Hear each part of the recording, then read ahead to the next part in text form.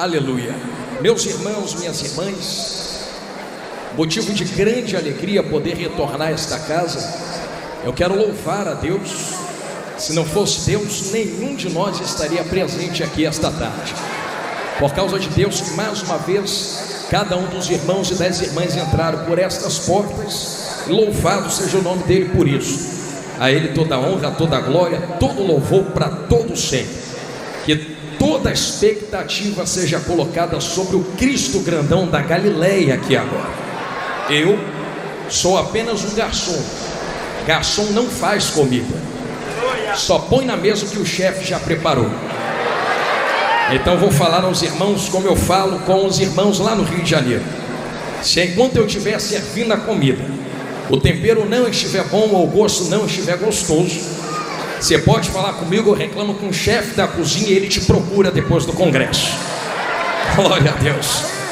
Eu quero externar a minha gratidão e a minha alegria pela vida do pastor Gilmar. Deus abençoe, pastor Gilmar. Irmã Maria Inês, que casal abençoado. Vocês são de Deus demais.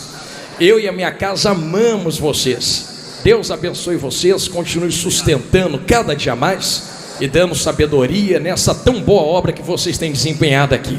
Trago um abraço do meu pastor Magno Ferreira, lá do Rio de Janeiro, da Assembleia de Deus em Marechal Hermes, as vossas pessoas em nome de Jesus, amém.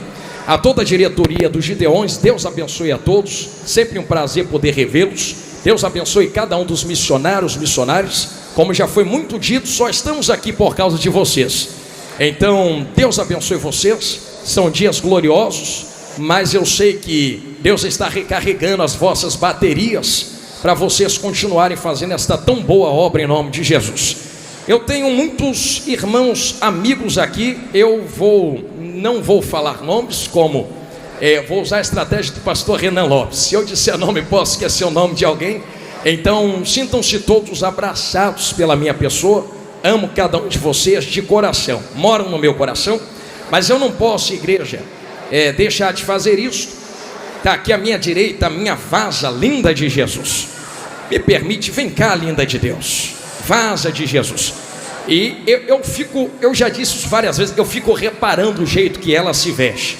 Repara que a saia creme combina com o sapato, que combina com a blusa, é uma bênção de Deus.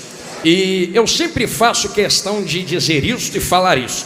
Eu sei que dá honra a quem tem honra e merece honra. E eu não faço isso por ser minha esposa, não. Faço isso porque quantas vezes eu entro no quarto e encontro ela de joelhos dobrados orando por mim, dizendo: Deus, sustenta meu marido, guarda ele das pedradas, continue usando ele.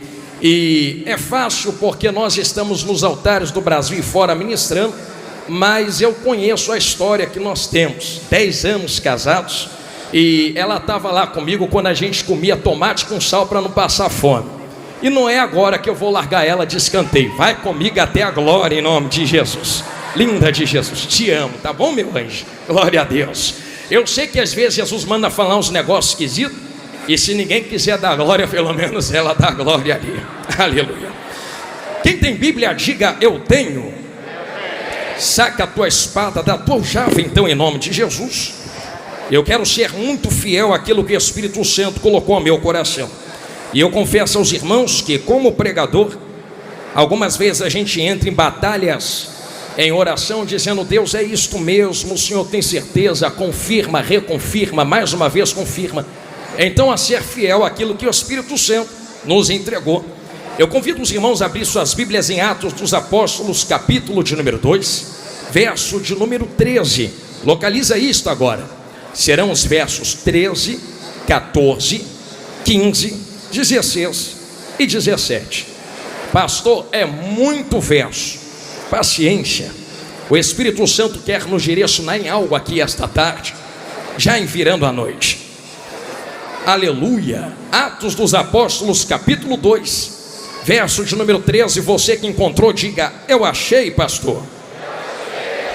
Igreja é a santa que vai morar nos céus. Assim está escrito na palavra de Deus. E outros zombando diziam: estão cheios de mosto. Eu repito: e outros zombaram dizendo: estão cheios de mosto ou vinho. Pedro, porém, pôs-se em pé com os 11, levantou a sua voz e disse-lhes: varões judeus, e todos os que habitais em Jerusalém, seja isto notório, e escutai as minhas palavras. Esses homens não estão embriagados, como vós pensais, sendo esta ainda a terceira hora do dia. Mas isto é o que foi dito pelo profeta Joel: e nos últimos dias acontecerá, diz Deus, que do meu espírito derramarei sobre toda a carne, e os vossos filhos e as vossas filhas profetizarão, e os vossos jovens terão visões, e os vossos velhos sonharão sonhos. Quem entendeu isto, diga amém. Coloque sua Bíblia no banco, mas não se sente ainda. Não precisa pegar na mão, não precisa fazer nada. Você só vai olhar para quem está na sua esquerda, na sua direita, e dizer assim: já é notório entre nós que o Espírito de Deus trabalha do jeito que quer, na hora que quer, faz o que quer, com quem quer. Debaixo desta palavra que vocês disseram, sente em nome de Jesus e olhe para mim. É hoje, Jesus. Me cobre, Senhor. Eu gosto assim, papai. Irmãos, irmãs, senhoras e senhores, Glória a Deus. eu tenho certeza que Atos dos Apóstolos, capítulo 2, é uma coluna de avivamento para a igreja. Quem é que nunca acerca de uma leitura em Atos 2 não é indicado, reverenciado ou inclinado a pensar acerca de avivamento? A saber que esse avivamento que acontece em Atos 2 não acontece ao acaso. Existe uma particularidade, uma lei dentro da Bíblia, e um princípio que parece pular das folhas, mas é esquecido por muitos. E quem dera nunca mais esquecêssemos isto aqui que eu vou falar agora. Nenhum avivamento pode começar por si mesmo, se a palavra já não tiver sido manifestada. Atos 2 só acontece porque a palavra viva pisa na terra, chamado Jesus Grandão da Galileia. Então não existe avivamento se antes não houver aplicação prática, manifestada da palavra de Deus. E isto aqui que eu estou falando, eu não falo da boca para fora. Eu falo isto aos irmãos para que os irmãos entendam que não existe fogo sem antes haver lenha. É por isso que quando nós lemos dentro da Bíblia, eu abro um parênteses para testificar o que eu estou falando. Nós encontramos algumas situações em que a palavra foi manifesta, e somente depois da palavra houve avivamento. Quando nós olhamos para dentro das nossas igrejas, nós encontramos sim um fogo aceso. Porém, todo fogo que está aceso entre nós e diante de nós precisa estar aceso pela manifestação da palavra de Deus. Se nós olharmos, por exemplo, para dentro de Ezequiel 37, nós encontraremos uma movimentação dentro do vale de ossos secos. Porém, a movimentação que acontece dentro do vale de ossos secos, e que fique muito claro, é um reboliço. E esta movimentação que acontece não acontece ao acaso. Diante da manifestação da palavra na boca do profeta, é que existe um reboliço, e o reboliço junta o que está separado, levanta o que está caído e dá vida ao que está morto. Então sim, existe manifestação de movimento diante de uma palavra aplicada. Porém, o movimento que existe através da palavra precisa levantar o que está morto, ligar o que está desligado e levantar o que está caído. Existem frutos que testificam que o avivamento é verdadeiro. Existem frutos que testificam que o fogo é verdadeiro.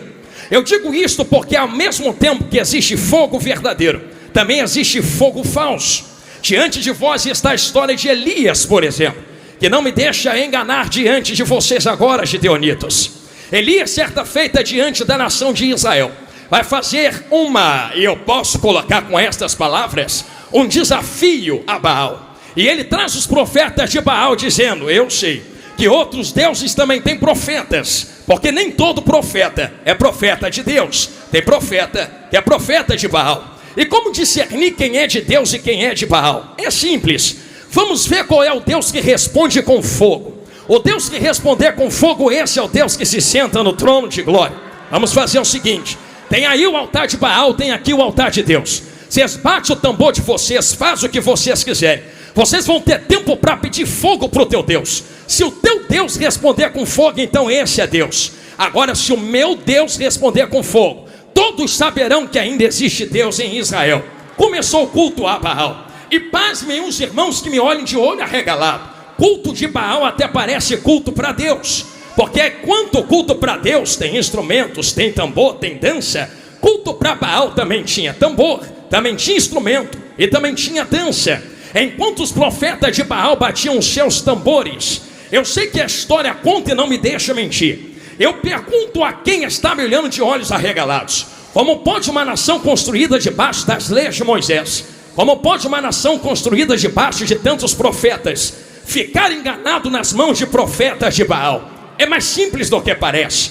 A história conta que Baal não manda fogo. Se não manda fogo, como enganar uma nação inteira com fogo? É simples, é só acender fogo estranho. Só que se eu acendo fogo estranho, todos verão, apontarão e dirão: esse fogo não é de Deus. Então a estratégia é esta: vamos bater tambor sem palavra, vamos bater tambor sem palavra, vamos bater tambor sem palavra. E enquanto o povo estiver bêbado no barulho do tambor, um fogo estranho já está aceso embaixo do altar. E quando todos estiverem desapercebidos no barulho do tambor, a gente sopra um pouco embaixo do altar e vai ter um fogo que vai subir de baixo para cima. Dito e feito, os profetas de Baal batiam tambor. Enquanto o povo perdia a atenção no barulho do tambor, alguém chegava embaixo e fazia desse jeito assim, ó.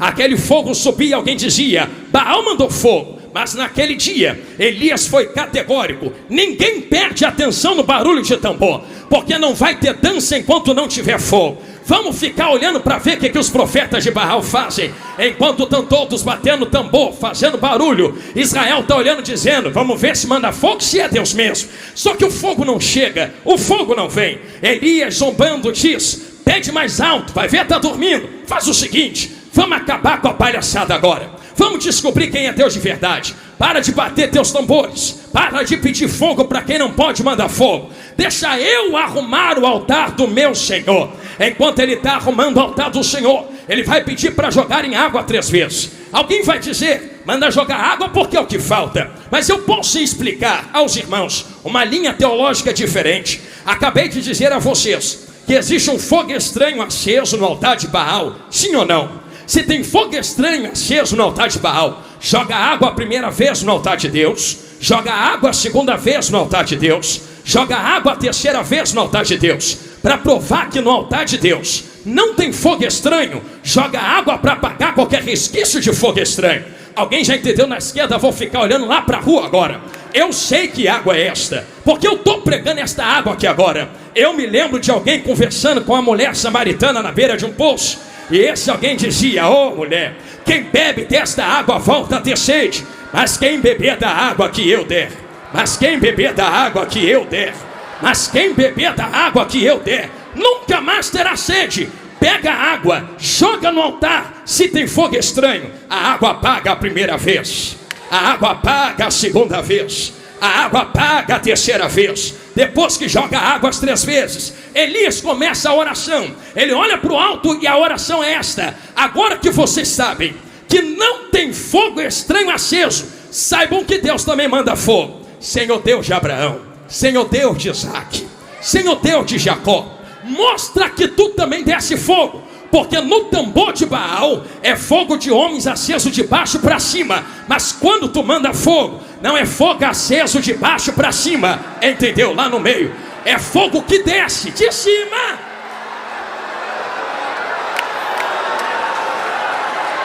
A voz está esquentando.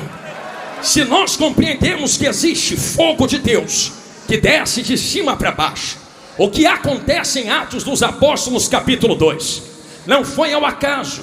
Eu sei que Deus já mandava fogo no Antigo Testamento, mas o fogo que desce em Atos 2 é diferente. Perceba, os irmãos, que não estou falando de mim mesmo. Vai reclamar com Jesus grandão da Galileia que te trouxe aqui, que certa vez disse: alguém vai vir aí, e esse alguém que veio, perdão, não foi Jesus. Alguém fala acerca de Jesus dizendo: alguém vai vir aí, e esse alguém que vem, que é Jesus grandão da Galileia, vos batizará com o Espírito Santo. Mas não é só com o Espírito Santo não, é com fogo. tem espírito e tem fogo. Pastor, tem uma linha que anda dizendo por aí que o fogo é fogo de juízo. Permita-me aplicar algo claro. Obrigado, minha irmã. O fogo que desce junto com o Espírito Santo é juízo para quem não tem o Espírito Santo, mas é poder para quem já tem e o possui. Vou falar de novo porque deram glória ali no meio. É juízo para quem não tem, mas para quem tem do lado de dentro. Minha amiga Ana, me empresta um pouquinho o seu hino. Então permita-me falar algo que tu canta. Por que fogo não queima fogo? Por que fogo não queima fogo? Porque o fogo que desce fora e habita do lado de dentro não queima quem já tem fogo aceso do lado de dentro. Se está queimando é porque não tem fogo dentro. Não é entendendo? Vou começar devagarinho. Se está se queimando é porque não tem fogo dentro. Se está morrendo é porque não tem fogo dentro. Se está parando é porque não tem fogo dentro. Mas quem tem fogo dentro, olha para o alto e diz: manda mais, Jesus, porque fogo só queima quem não tem fogo dentro. Agora quem tem fogo dentro, labaradeia fora, labaradeia dentro. É como sarça que arde, mas não se consome. Isso daqui que eu estou falando a vocês é tão próprio que quando o fogo de Deus desce em Atos 2, batiza-os com Espírito Santo, com poder, com fogo. Vou entrar. O problema não é Deus mandar fogo. O problema não é Deus mandar poder. O problema é o que acontece em Atos dos Apóstolos 2:13. Pensa que a zombaria começou agora? Está triste porque estão zombando agora? Está chateada porque estão falando agora? Tu nunca leu Atos 2:13? No primeiro dia que desceu, alguém que não tinha já apontou o dedo e disse: estão bêbados. É vinho. Isso é loucura. Eu nunca vi isso acontecer. Não viu porque não tem. Mas permita-me falar algo. Sei que vai doer, mas vai curar. É que quem está olhando de fora nunca teve a experiência que eles tiveram. Permita-me perguntar aos irmãos, porque eu quero que você dê glória. Se tu estiver entendendo a palavra, qual é o efeito de vinho em quem bebe vinho? É algo que pega fora, coloca para o lado de dentro. E eu sei que tu já viu alguém bêbado. Primeira coisa do bêbado, ele perde o comando das pernas, das mãos. Balança para cá, balança para lá.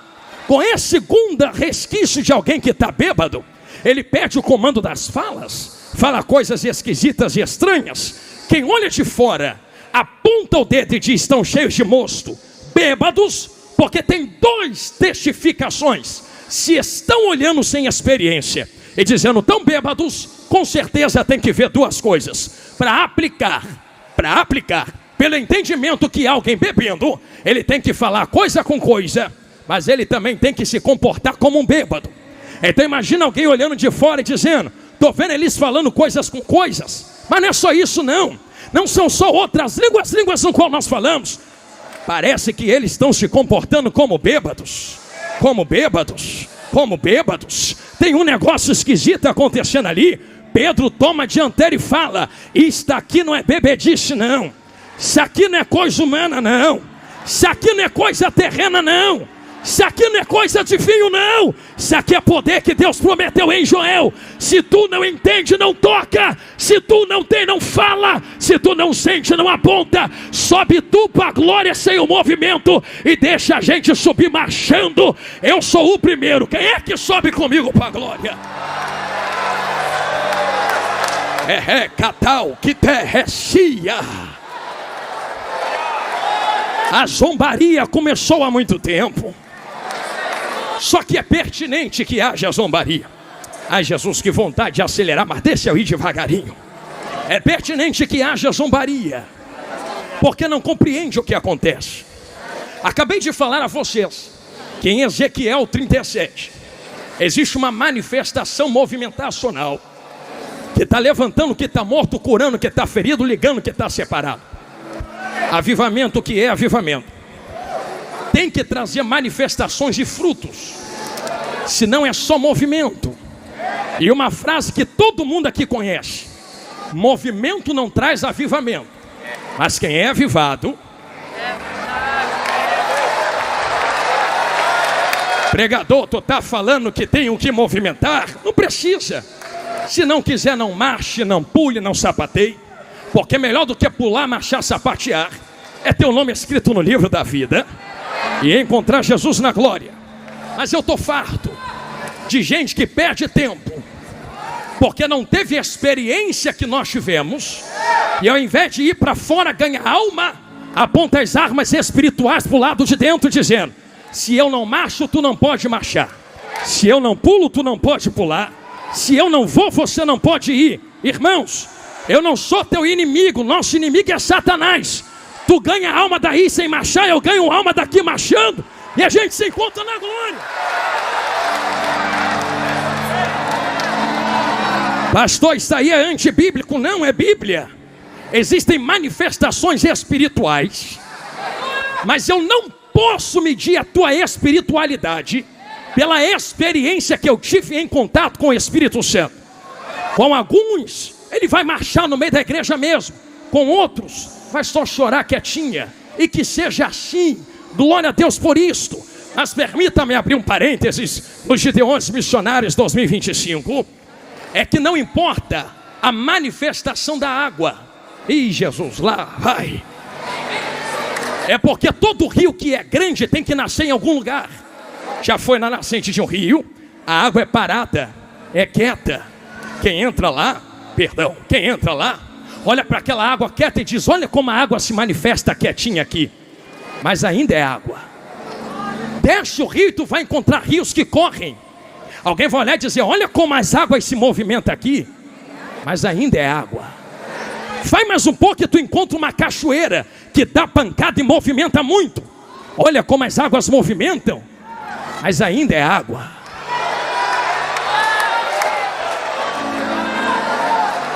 Não me interessa se está parado ou movimentando. Me interessa se a água ainda é água. Porque tem gente parada em pecado e tem gente marchando em pecado. Então a vida santa a qual eu mergulho não tem a ver com a movimentação do meu culto. Pastor, mas é necessário ter reverência. É necessário ser racional? Sim, culto é racional. E como eu pregava ano passado nos Gideões Missionários, meu Deus, e como me bateram. A racionalidade do culto não tem a ver com eu ficar igual um picolé gelado sentado no canto sem fazer nada. A racionalidade do culto é: eu sei o que estou fazendo. Está marchando por quê? Marcho porque quero. Está levantando a mão porque levanto porque quero. Porque da onde Deus tirou gente aqui, a mão estava na mão do diabo, a perna era usada pelo diabo, o nariz e a boca era usada pelo diabo. Agora que Jesus te lavou com sangue, te colocou sentado na mesa entre os príncipes, a mão que era usada pelo diabo, hoje vai levantar para Jesus sim. A perna que andava com Satanás, hoje vai andar com Jesus sim. E eu quero ver quem é que vai falar alguma coisa. Estou sentindo Jesus aqui.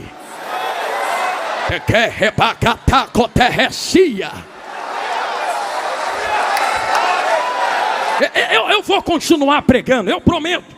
Porque tem um negócio para eu entregar aqui. Mas eu vou pedir com carinho. Eu senti uma graça de Deus passar por esse altar. E se o Espírito Santo quer fazer, quem sou eu para entrar na frente? A mão que se levantou, eu posso pedir a primeira vez para tu fazer isto. Vai encostando no ombro, na mão de quem está do seu lado assim. Pastor, não gosto de pegar na mão. Então vai reclamar com Paulo quando tu chegar no céu. Porque foi ele quem falou para Timóteo: desperta o dom que está em ti, que tu recebeu depois que eu impus as minhas mãos sobre ti. Te toquei, tu recebeu. Não, quando o pregador pede para tu pegar na mão, não é coisa carnal, não. É porque tem algo que transporta de um para o outro, não é verdade? E só sai vazio daqui hoje quem quer. Mas quem quer poder, quem quer autoridade, quem quer a glória de Deus, em menos de 10 segundos, uma apoteose de glória vai tomar conta desta casa. Eu já vejo um terremoto de mistério tomando conta dos vasos. Quem quer poder e glória, levanta as mãos e não abaixa agora. Quem quer na rua, levanta a mão. Quem quer lá fora, levanta as mãos. Nas arquibancadas, levanta as mãos. Uma carruagem de fogo passa dentro desse manto de mistério. Eu sou pentecostal mesmo. Eu quero ver quem é que vai ficar na frente. Me permita, Marco Feliciano, me empresta a frase: sai da frente, Satanás. A igreja pentecostal está passando.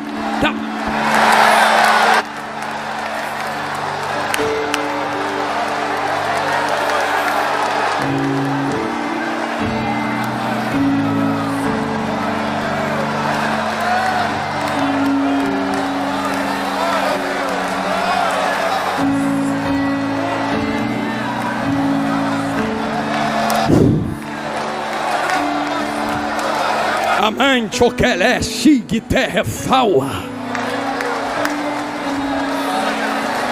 Eu sinto Deus aqui. Jesus me segura, que vontade de sair correndo.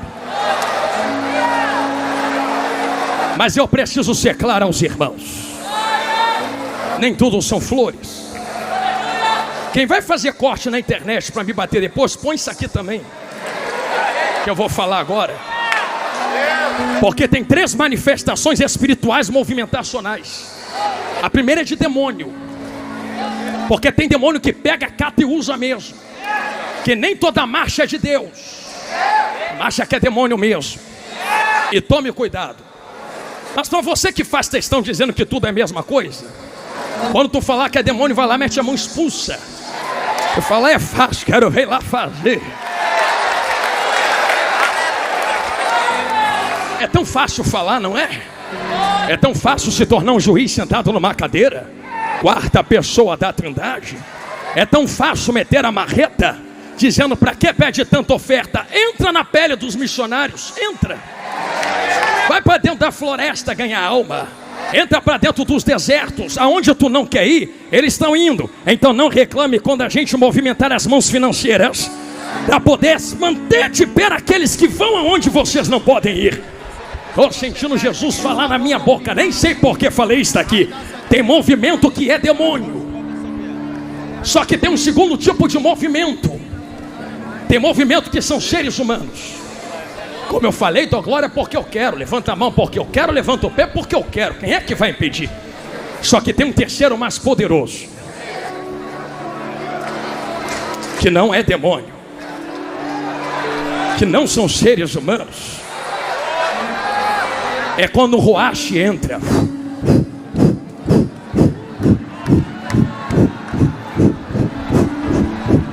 Quem é que vai impedir? Quem é que vai parar a mão dele? Porque se a olaria é dele, ele faz o que quer com os vasos que é dele. Movimenta do jeito que quer, enche do jeito que quer, faz o que quer. E que fique claro, porque existe diferença entre movimentar sem palavra. Mas em Ezequiel 37 a palavra foi manifesta. Ossos secos, ouve a palavra do Senhor. Tem que ter palavra. Isso aqui sem palavra é demônio. Isso aqui sem palavra é meninice. Isto aqui sem palavra é outra coisa. Agora isto aqui com palavra, vindo da palavra, provindo da palavra, não toca, não toca, não toca, não toca, não toca. Pastor, está aí Antigo Testamento. Ah, então tá bom. Vamos para o Novo. Porque é antigo, né? Tem essas histórias. Antigo é antigo, novo é novo. Então toma novo. Já que movimento, culto pentecostal tem que vir pela palavra. Vi uma moça chamada Isabel com Joãozinho na barriga. É de Bíblia. Nem nasceu, nem está na terra, mas vem alguém de lá na outra barriga. Mas quem vem daqui não é qualquer um. Quem vem na barriga de Maria tem nome. No princípio era o verbo, palavra. E o verbo estava com Deus e era Deus. Na hora que Joãozinho sentiu a palavra, eu imagino ele, vou nem nascer. Tem gente que nasce e não faz nada. É muita palavra, é muita palavra, é muita palavra, é muita palavra, é muita palavra, é muita palavra, é muita palavra. Tem que ter palavra.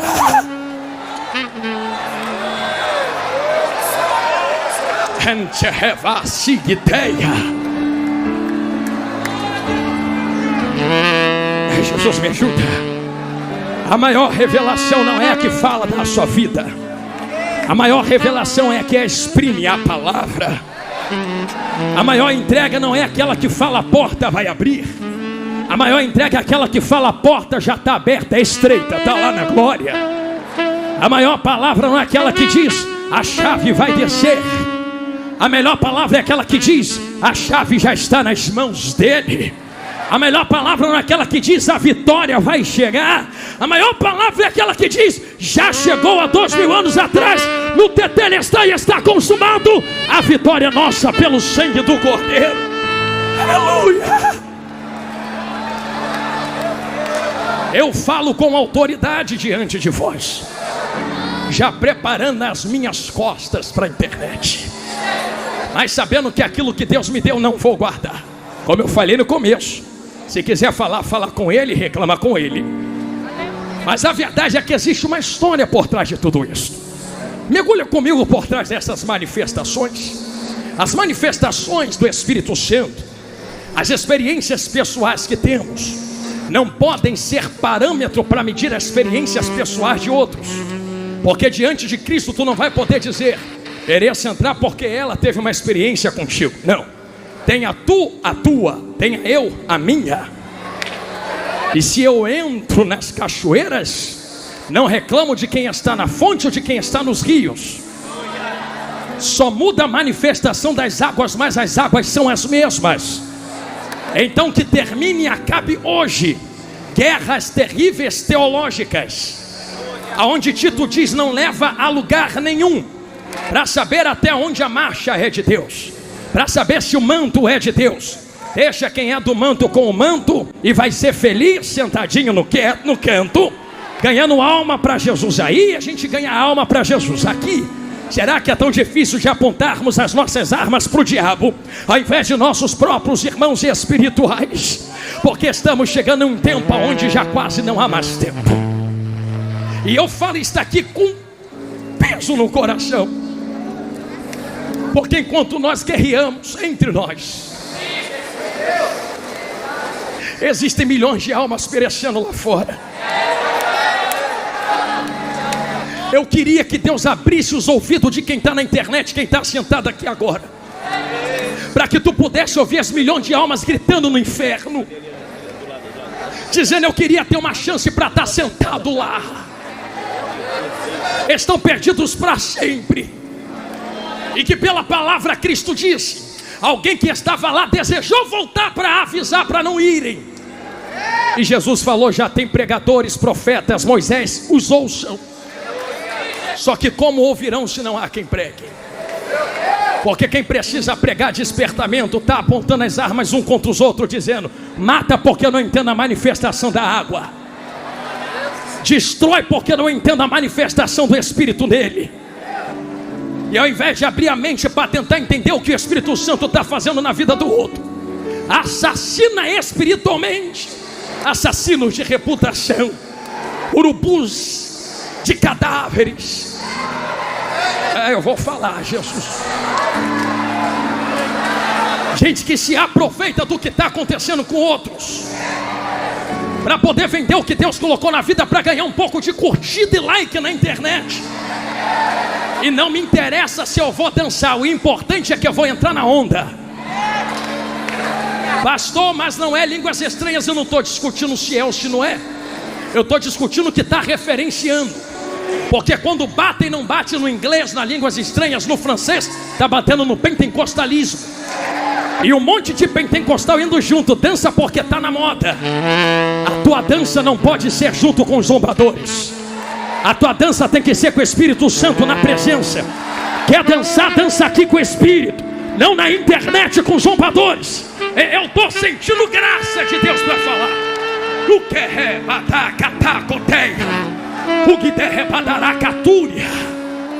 que Deus nos desperte ao que está acontecendo. Porque sempre houve zombaria contra as coisas do Espírito Santo de Deus. Mas que sejamos sensatos nesse momento, em entender de onde viemos, quem somos e para onde vamos. Se entendemos que existem pessoas, Jesus não manda eu falar isso, entrando na onda para poder se promover, que fique clara quem está fazendo isso. Nem toda venda do que Deus coloca na vida é por dinheiro. Tem gente que se vende por fama, por like. Tu está falando isso, tu tem milhões de seguidores, e daí? Isso não é ministério.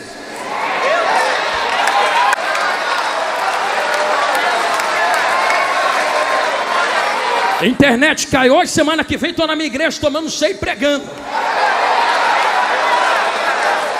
Pensa que ministério é foto, vídeo, corte, like, curtida, compartilhamento? Eu queria ver tu no tempo de Abraão, Isaac, Jacó, Paulo, Tomé, Pedro. Ninguém tinha internet, mas foram os maiores plantadores de igrejas que nós já vimos. Eu estou sentindo Jesus aqui.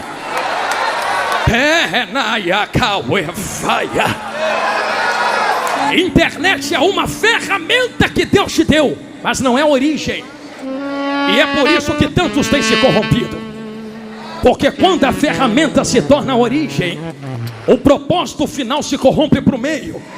Em outras palavras, o altar é uma ferramenta, a internet é uma ferramenta, o microfone é uma ferramenta, mas a internet não é o meu Deus. O microfone não é o meu Deus.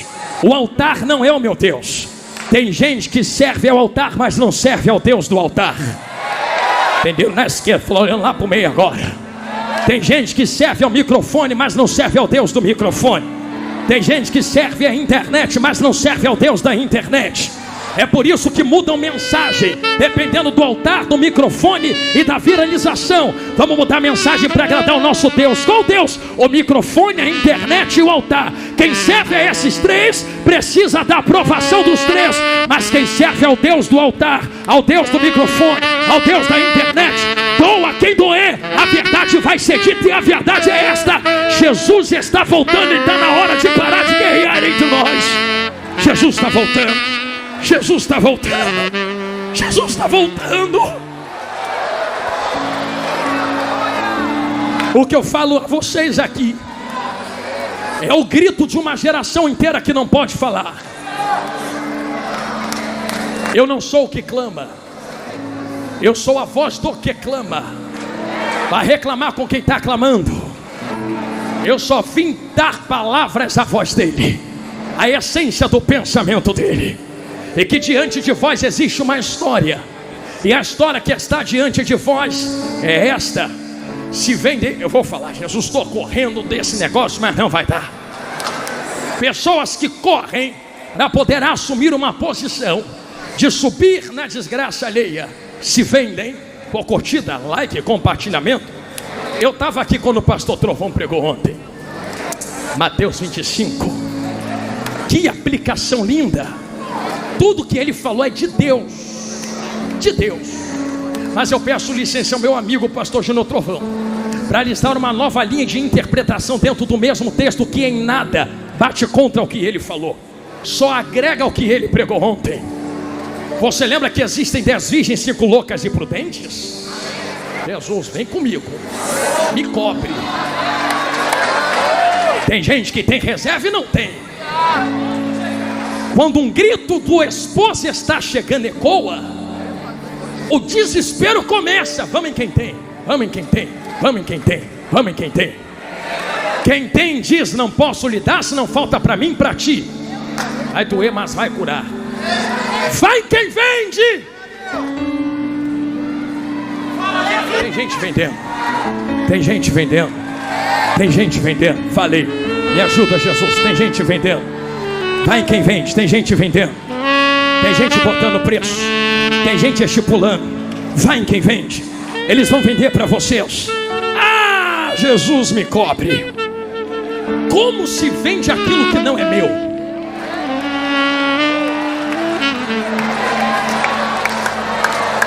Como eu negocio aquilo que não é meu? Sou eu a oliveira que dá azeitona? Se a azeitona não é minha, o azeite não vem de mim, não posso colocar preço nisso. Pastor, tu vai falar isto? Vou.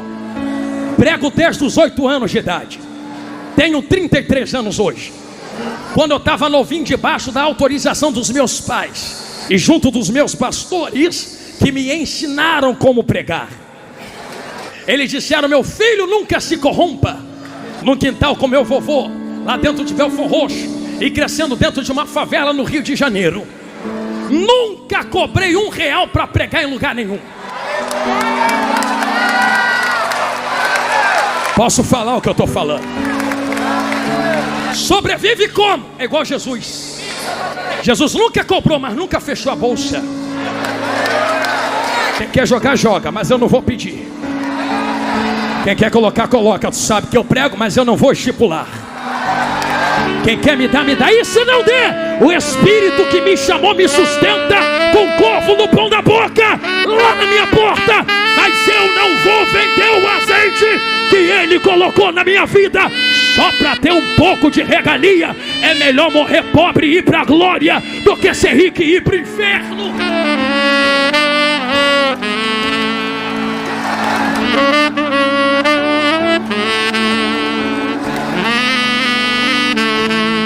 O que é calar-se atacoteia? Está pregando contra a riqueza, pastor? Eu não. Porque temos muitos irmãos que são ricos, mas trabalharam para ter. Foi trabalhar, foi abrir empresa, foi ter contrato. É lícito, é deles, é direito. Mas a Bíblia me proíbe de enriquecer as custas das sagradas ovelhas do Cordeiro. Aqui não. Aqui não. Vai procurar outro canto para plantar tua riqueza. Se aqui foi comprado com sangue, se aqui foi comprado com óleo, se aqui foi comprado na pureza da cruz. O que quem pequena. E Jesus amado, e cobre Jesus.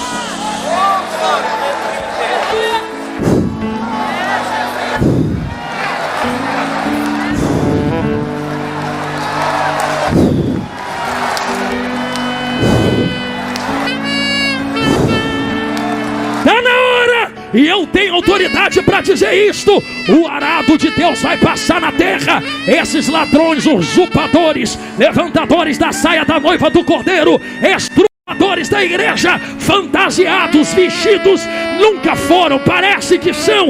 Bota o terno e gravata, a saia depois do pé, mas anda arrancando a lã que não é deles. O arado vai passar.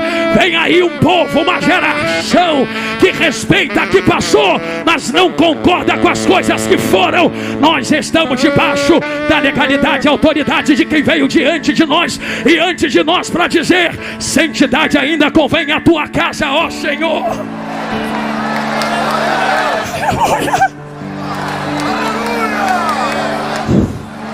Tô leve, vou voltar para casa satisfeito contigo, Jesus. Falei tudo o que tu mandou. Não fui eu que produzi o azeite. Eu não tenho direito de botar preço naquilo que não é meu. Mas um recado para quem está fazendo isso: eu não tenho raiva de você não, porque tem concordância. Concorda entre nós diante de Deus. Se está concordado, tudo bem. O problema é quando a mão que tem que dar não entrega, corrompendo aqueles que precisam receber e não recebem. Um sistema é montado de compra e venda, compra e venda, compra e venda, compra e venda. E pasmem, tem azeite no meio do negócio. Vira, pega, explode, estoura, terremoto. Compra e venda, compra e venda, compra e venda, compra e venda. Compra e venda, compra e venda. Mas a hora da festa está chegando. Na hora que a trombeta toca, fica de fora quem vende, fica de fora quem compra. Vou falar de novo, que entenderam lá no meio. Fica de fora quem vende, fica de fora quem coloca na mão e compra. Alguém bate na porta e diz: me deixa entrar. Aqui não. Aqui não. Por que aqui não? Tem um segredo nisso tudo. Eu sei que vai apertar para o nosso lado, vai doer, mas vai curar. Posso dar uma volta fora disso e volta aqui e a gente ora? A volta é esta: pentecostalismo não surgiu do nada.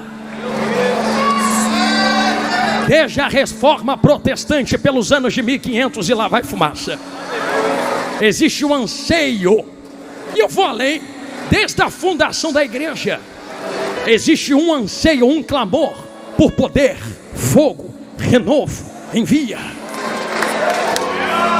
Mas a história do pentecostalismo no Brasil tem 3 ondas. Eu dei essa volta para falar isso aqui mesmo. A primeira onda, de onde veio a Assembleia de Deus, com o fogo trago da rua Azusa, aonde pastor Seymour colocou a cabeça entre caixotes de madeira e falou: Senhor, diz rapaz, faz de novo, me dá esse mistério de novo. Era tanto fogo que o chão da igreja, a história conta, rachou. Quem passava na rua era batizado no Espírito Santo e curado. Quem botava o pé do lado de dentro era batizado com o Espírito Santo. Faz de novo, faz de novo, faz de novo. Deus pegou o fogo aceso, transportou ao Brasil, aonde na primeira onda pentecostal a igreja cristã brasileira e a Assembleia de Deus foram despertadas. Houve uma segunda onda por ano 40, 50, aonde outras igrejas também foram despertadas, como a querida e amorosa Deus é Amor. Oh, irmãos de oração, meu Deus do céu.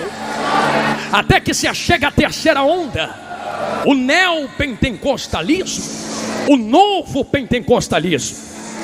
Até aí tudo bem. O problema é com qual finalidade pedimos Pentecostes. Porque até a segunda onda o propósito era só um.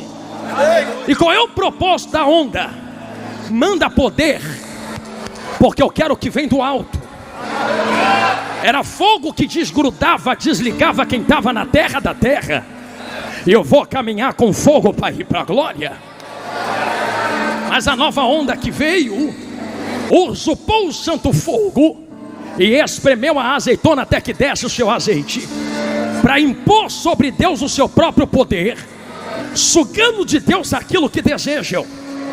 Eu vou orar porque Deus tem que me dar. Eu vou impor porque Deus tem que colocar nas minhas mãos.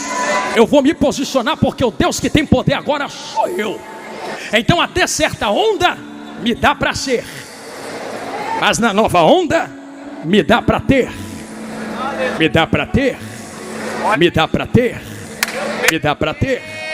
Na nova onda vimos falsos profetas surgindo como nunca antes. Pessoas que não têm mais o fogo aceso porque o fogo se resumiu a ondas passadas e precisam enfeitar o fogo, o culto, para que haja a aparência de que ainda há calor. Voltei no começo, vocês não perceberam? Bate o tambor, levanta a fumaça, embebeda eles com barulho, coloca um instrumento na frente. A gente vem fazendo o barulho que der para fazer e vai embebedando o povo, embebedando, embebedando, embebedando, embebedando. Para quê? Para ter. Vai que a vitória é sua. Hoje tu recebe teu milagre. Hoje a porta abre. E se Deus não quiser abrir a porta? E se Deus não quiser te dar milagre? Por isso temos tantas pessoas frustradas com a igreja e com Deus, porque prometeram que Deus nunca prometeu. Jesus nunca prometeu isto. O que ele prometeu foi ficar em Jerusalém. E a segunda promessa foi: do jeito que eu estou indo, eu volto. Além disso, é interpretações que temos. As promessas para a igreja são essas. O sistema foi montado. Quantas pessoas se perderam no meio das águas? Quantas morreram por ver o que estava errado e disseram: eu não quero participar disto, eu não quero estar no meio disto. Quantas se foram? Mas eu tenho uma notícia santa e sagrada para quem ainda tem o verdadeiro fogo de Deus, aos verdadeiros pentecostais, aos que preservam fogo para alcançar o que vem do alto, o que vem de cima. Tem um jeito de a gente ver um avivamento acontecer. Pregador, eu ouvi alguém falar que não tem mais avivamento. Não, eu estou pregando há quase uma hora dizendo que avivamento tem que vir pela palavra. Quando nós lemos Mateus 24, nós vemos o maior avivamento que há de acontecer, e esse evangelho será pregado em testemunho de todas as nações. Se tem palavra, tem que acontecer alguma coisa. Haverá um grande despertamento. Mas o despertamento e avivamento a qual falo não é este aqui, porque este aqui são movimentações que vêm de avivamento cultuais. O grande avivamento que eu vos falo, despertamento, são pessoas que se levantarão e dirão: eu não aceito o que é errado, eu não concordo com o que não está alinhado com o que é de Deus, e Deus, eis-me aqui para me usar do jeito que tu quer. da maneira que tu quer e aonde você quiser. Eu sou o primeiro a dar esse grito. Tem segundo alguém aqui comigo esta noite? Se você deu esse grito de glória, se prepare.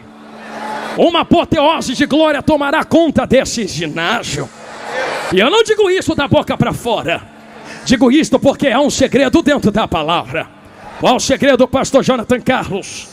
É que as loucas só vão em quem vende, porque quem tinha que entregar não entregou. Vai cortar pro nosso lado agora. E pode ter certeza que o que está cortando aí já estilhaçou tudo aqui. Já me cortou muito. Porque é que tem gente comprando e vendendo, comprando e vendendo, comprando e vendendo. Ah, por que a louca não tem? Quis ter. Quis ter aonde? Quando chegou na Prudente. Abriu a boca e disse: tu tem, me dá. Tu tem, me dá. Vocês têm, vocês podem me dar. Vocês têm, vocês têm, vocês me dêem. Eu também quero entrar. Eu também quero participar. Vai doer, mas vai curar. Estou vendo gente chorando. E se a lágrima rolar, é provável que esta palavra tenha fincado raízes no seu coração. Alguém olhou e disse: não posso dar a ti. Então para que tu tem? Então para que tu tem? Gostei do silêncio, é para pensar mesmo. Eu poderia dar um grito, vocês explodiam de glória comigo, mas eu quero que tu fique assim pensando mesmo. Se tu não pode dar, por que tu tem? Para que está na tua mão? Que evangelho é esse que ele te enche, mas tu não compartilha? Que evangelho é esse que termina em ti? Porque que eu entenda, evangelho não é para começar em mim e terminar em mim.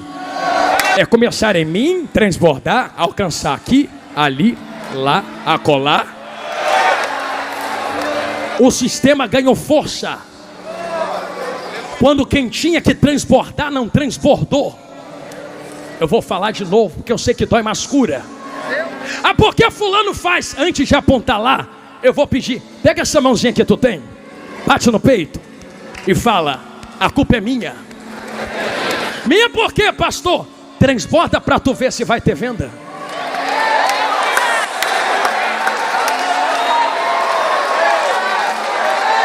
A louca nem vai lá comprar, vai falir. Vai ter muita coisa falindo por aí. E por quê, pastor? Eu não estou falando que você não pode transbordar. Eu estou dizendo que você deve transbordar. Porque o que tem em ti não é para ficar parado em ti. O que ele coloca em ti é para transbordar para quem está na direita, quem está na esquerda, quem está na frente, quem está atrás. Transborda aqui dentro, transborda para fora. E como avivamento não começa de fora para dentro, mas começa de dentro para fora, não é dos confins da terra para pegar Samaria e Jerusalém. É Jerusalém, Samaria e confins da terra. Antes de acontecer lá, vai acontecer aqui. É por isto que eu termino esse sermão pedindo a vocês a fazer a segunda vez e última, algo que eu sei que muita gente não gosta. Se tem que transbordar, segure a mão de quem está do seu lado a última vez. Se tu tem tanto assim, vamos ver se tem mesmo. Se tem só para tu, tem só para tu. Se tem para outros, nesse exato momento, faltando 4 minutos para devolver o microfone a quem é de direito, o Senhor faz uma prova viva com quem está dentro desse ginásio. Queres ser usado nesse novo tempo de avivamento? Queres ser levantado nesse novo tempo de apoteose de glória? Então comece a transbordar primeiro para entregar depois. E debaixo da palavra do fogo santo de Deus, eu profetizo sobre vós, e não é ouro, não é prata, não é chave, não é casa, não é dinheiro. Eu profetizo o verdadeiro pentecostalismo. Haverá um transbordar de poder, glória e unção entre nós aqui agora. Balance a mão de quem está do seu lado e vai levantando assim para o alto, desse jeito. Enquanto tu balança a mão, eu lhe convido a fazer algo. Começa a abrir a boca e fazer os que serafins estão fazendo na glória. Santo, glória, aleluia. Se misturar com língua estranha fica mais gostoso ainda. Comece a cantar em línguas estranhas agora. Em menos de 1 minuto, uma nuvem de glória tomará conta desse ginásio. Aonde houver um crente pentecostal que queira ser cheio do poder e da glória de Deus, seja cheio agora. Oi! Vai ter cura no meio do povo. Vai ter cura agora. Vai ter batismo no Espírito Santo. Quem tem glória, dê glória. Quem é batizado, fale. Quem não é, seja batizado agora. Agora.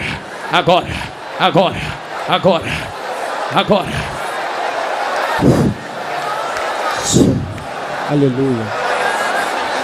Só segura rapidinho os instrumentos. Quem que pediu? Para que ninguém diga que foi emoção de instrumento. Se é do instrumento, e meu acaba agora. Se é Deus quem fala na boca do profeta, quem tem ouvidos ouça. Não gosto mais de você depois disso. Pois bem, a gente se encontra no céu, não precisa mais falar comigo. Mas a verdade é que a glória entrou dentro desta casa. E você tem exatos 30 segundos para se encher daquilo que não precisa de preço. É só transbordar agora, ó, 30, 29, 28. Ih! Meu Deus, olha uma coluna de fogo acesa no meio do ginásio. 25, 24, 23, 22, 21, 20, 19. Te quer rebatal. 14, 13. Encho remanda.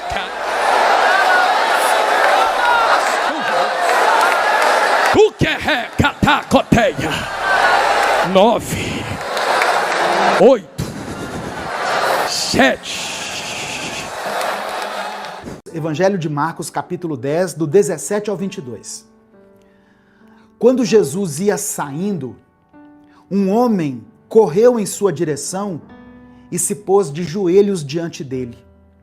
E lhe perguntou: Bom mestre, que farei para herdar a vida eterna? Respondeu-lhe Jesus: Por que você me chama bom? Ninguém é bom a não ser um, que é Deus. Você conhece os mandamentos. Não matarás, não adulterarás, não furtarás, não darás falso testemunho, não enganarás ninguém, honra teu pai e tua mãe. E ele declarou: Mestre, a tudo isso tenho obedecido desde a minha adolescência. Ou seja, eu já faço tudo isso aí, Jesus. Desde jovem que eu já pratico os mandamentos. Jesus olhou para ele e o amou.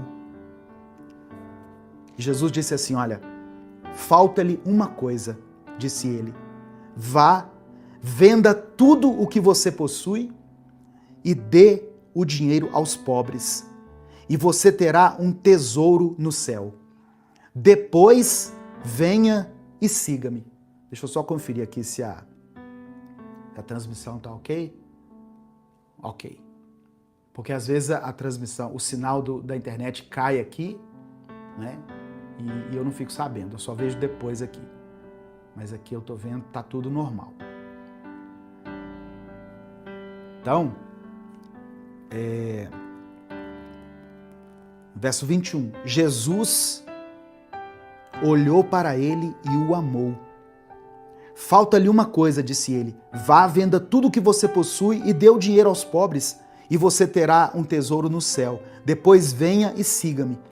Diante disso, ele, o jovem, ficou abatido e afastou-se triste, porque tinha muitas riquezas. Aquele jovem, ele procurou Jesus perguntando o que ele tinha que fazer para herdar a vida eterna. Mas quando Jesus falou para ele abrir mão das suas riquezas, ele ficou triste, porque ele já estava apegado a elas. Então, quantas pessoas pedem a Deus um sinal, por exemplo, sobre um relacionamento. As pessoas pedem a Deus um sinal sobre um relacionamento, mas no fundo, elas já decidiram seguir em frente. Mesmo que não seja um relacionamento saudável, mesmo que seja um relacionamento tóxico, mesmo que esteja as prejudicando, atrapalhando a intimidade delas com Deus. Muitas vezes, um relacionamento que as leva para a fornicação, para um ato sexual ilícito. As pessoas pedem direção, mas elas não querem obedecer. Ou as pessoas pedem direção em relação a um negócio, a um projeto, é um negócio meio estranho aqui, pastor, tem uma coisinha aqui que é fora da lei, mas assim, é um negócio que vai me prosperar muito, mas tem esse aspecto aqui que eu vou ter que dar uma sonegada em um imposto, eu vou ter que fazer uma maracutaia, mas eu queria que o senhor consultasse a Deus aí, que o senhor orasse. Amém, irmãos, eu vou orar, mas a pessoa já sabe a resposta. Ela mesma já falou que o negócio é meio esquisito. A própria pessoa já falou que o relacionamento é destrutivo. Teve uma vez, eu já contei isso aqui outras vezes, teve uma vez que uma moça veio até nós, até mim, a minha esposa, e falou assim, eu queria que vocês orassem pelo meu relacionamento. E ela estava com o braço quebrado. Eu não vou falar o nome aqui, né? Porque isso já tem muito tempo. Eu falei, amém, vamos orar. Mas o que aconteceu com seu braço? Ah, ele, o namorado, né, quase noivo, ele foi me balançar assim pelo braço no momento que a gente estava discutindo e acabou quebrando meu braço. Irmãos, o sinal já estava ali evidente. Deus já estava falando com ela, através daquela dor, daquele braço quebrado, que aquele relacionamento não ia dar certo. Como não deu certo? Como não foi para frente? E a pessoa ainda queria uma oração, sabe? Para confirmar. Então, não deixe que a sua vontade seja maior do que a vontade de Deus. Não deixe que a sua ambição, os seus anseios prevaleçam sobre o propósito que Deus tem para a sua vida. Se você está entendendo isso, diga amém. Se essa mensagem está testificando no seu coração, diga amém. Escreva aqui nos comentários, amém, eu recebo.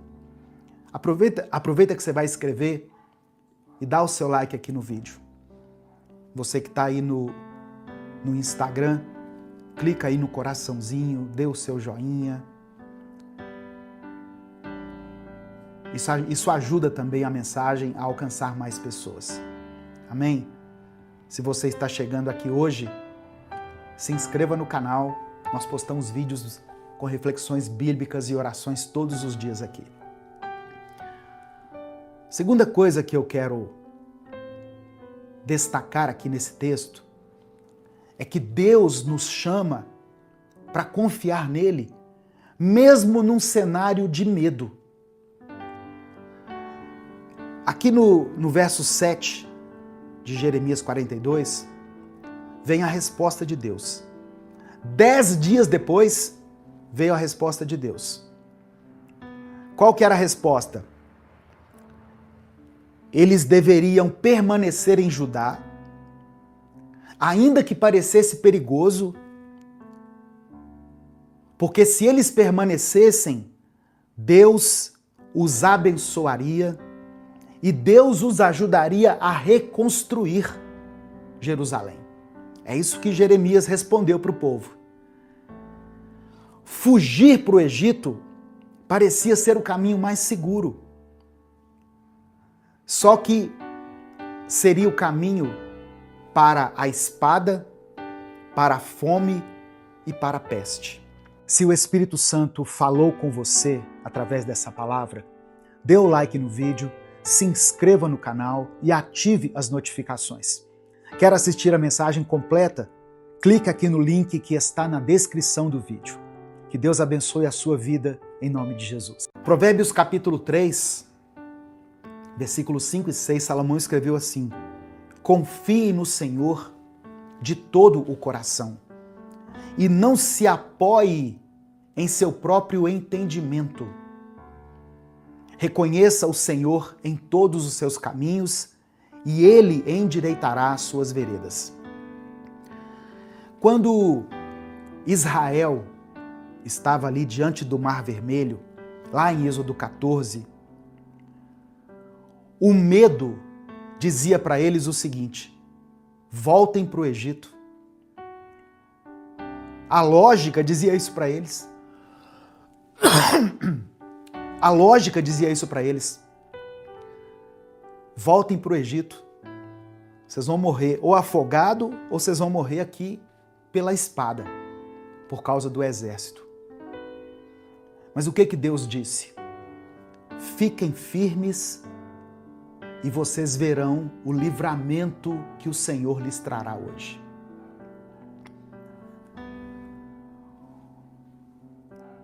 O perigo de buscar refúgio fora da vontade de Deus.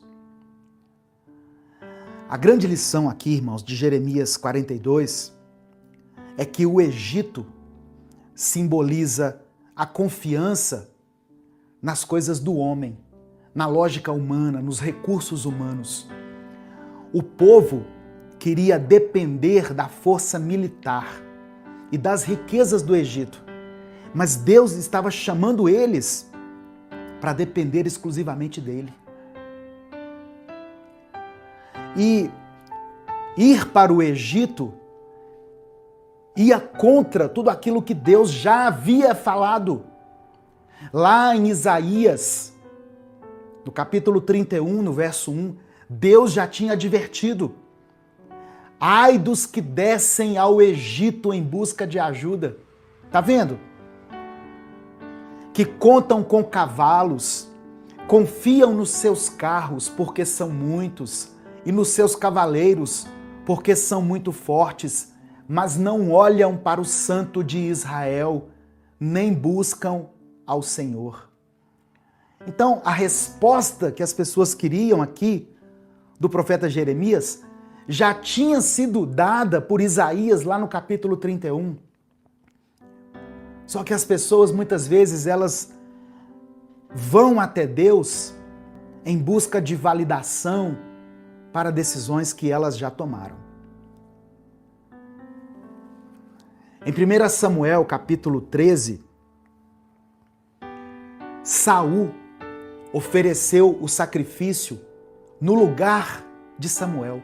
Samuel, que era o profeta. Mas Saul ofereceu o sacrifício no lugar dele. Sabe por quê? Porque Saul estava com medo. E Saul ficou ansioso diante da guerra. Qual foi o resultado disso? Saul perdeu a graça, perdeu o favor de Deus, foi destituído, foi rejeitado por Deus. Quem busca refúgio só nas coisas humanas, no dinheiro, nos contatos, quem busca apoio somente nessas coisas, mas não consulta a Deus, essa pessoa pode até ter um alívio assim, momentâneo, mas ela vai perder a paz verdadeira. Quantas pessoas hoje que estão passando por crises, e aqui eu falo de crises, pode ser em várias áreas da sua vida.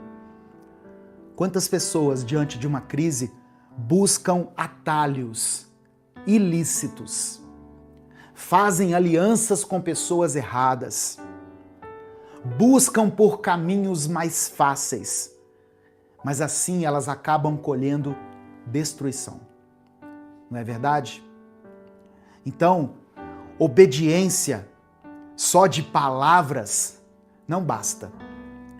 O que o povo falou aqui no texto que eu li? Eu vou voltar aqui. Vou voltar lá no texto inicial, que é Jeremias 42. Eu vou ler só o versículo 6. Olha só. Quer seja favorável ou não, obedeceremos ao nosso Deus, a quem o enviamos. Isso é o povo falando para o profeta Jeremias. Jeremias, pergunta para Deus para onde nós devemos ir, e a resposta que Deus der, nós vamos obedecer. Eles falaram aqui, irmãos, quer seja favorável ou não, obedeceremos ao Senhor, o nosso Deus. Só que na mente deles já havia uma decisão de ir para o Egito. Deixa eu voltar aqui. Logo depois, no verso 43, eles rejeitam a palavra de Jeremias e descem para o Egito. Tiago, capítulo 1, verso 22, diz que nós devemos ser praticantes da palavra e não apenas ouvintes, enganando-nos a nós mesmos. O profeta Jonas tentou fugir para a cidade de Tarsis, mesmo depois de ouvir claramente aquilo que Deus queria dele. O que Deus falou para Jonas? Vai para Nínive. O que Jonas decidiu no coração? Eu vou para Tarsis. Muitas pessoas falam assim, seja feita a tua vontade. Não é verdade? Nós não oramos assim? A oração do Pai Nosso, nós falamos isso com Deus. Seja feita a vossa vontade, seja feita a tua vontade, Senhor. Só que como que nós vivemos na prática? Seja feita a minha vontade. É isso que acontece, na maioria das vezes. No final dessa mensagem eu vou orar por você. Por isso escreva aqui nos comentários o seu pedido de oração. Se o Espírito Santo falou com você através dessa palavra, dê o like no vídeo, se inscreva no canal e ative as notificações. Quer assistir a mensagem completa? Clique aqui no link que está na descrição do vídeo. Que Deus abençoe a sua vida em nome de Jesus.